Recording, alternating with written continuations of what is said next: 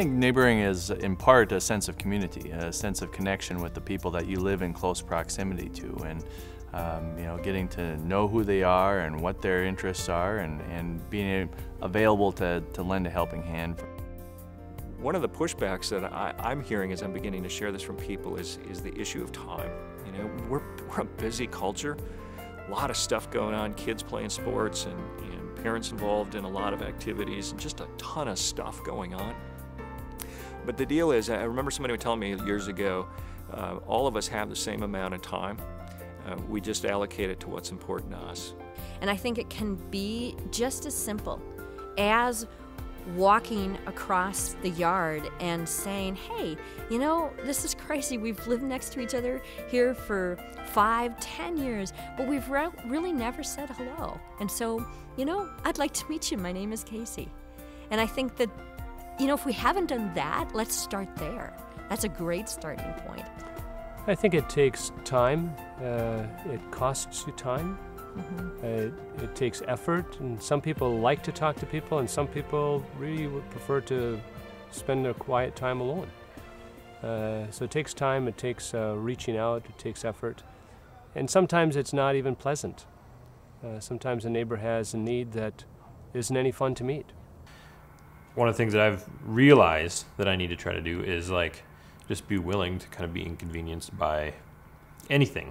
And whether it's my kids misbehaving and having to like do that, or if it's somebody walking by the street and chatting with them, or a neighbor coming over and chatting with them, or whatever. And just sort of being out and around, present and willing to be a neighbor. And in our society, in our community today, we often are detached, or we don't really associate that much with our literal neighbors, our next door neighbors.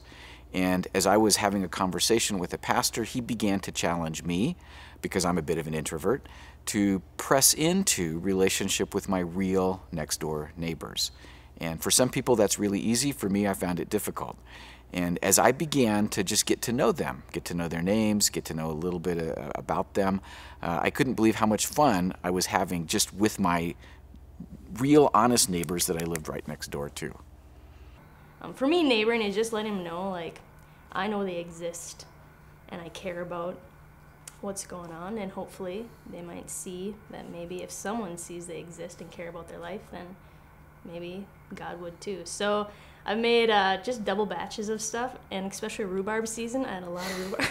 So, We have a lot of rhubarb. Yeah, and so the kids and I will go around and just do the old, you know, rhubarb on the plate. Hey, you know, we made some extra, just thought you might like it. And it's awkward and I feel silly, but I know that teaching my kids to notice other people and that they matter too is the thing that I won't go through life without teaching them that. We invited the whole neighborhood over to our house for a picnic.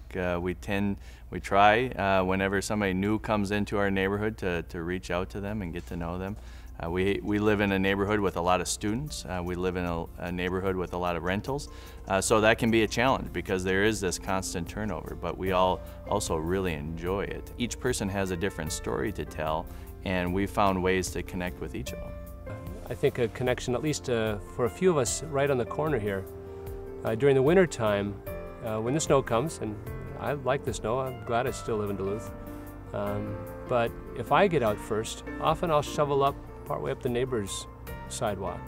And if they get out first, I find that my sidewalk's been shoveled.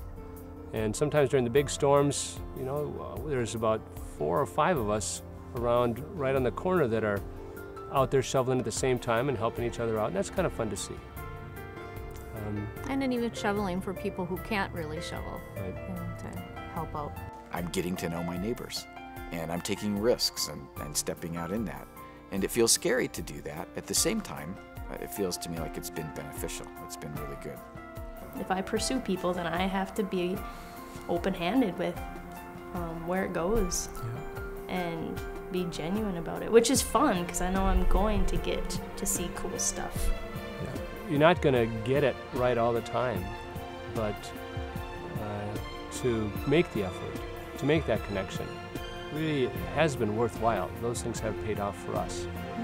For us as a couple, for us with our kids, when our kids were here, and even now when our grandkids come, they're making friends in the neighborhood. So give it a shot.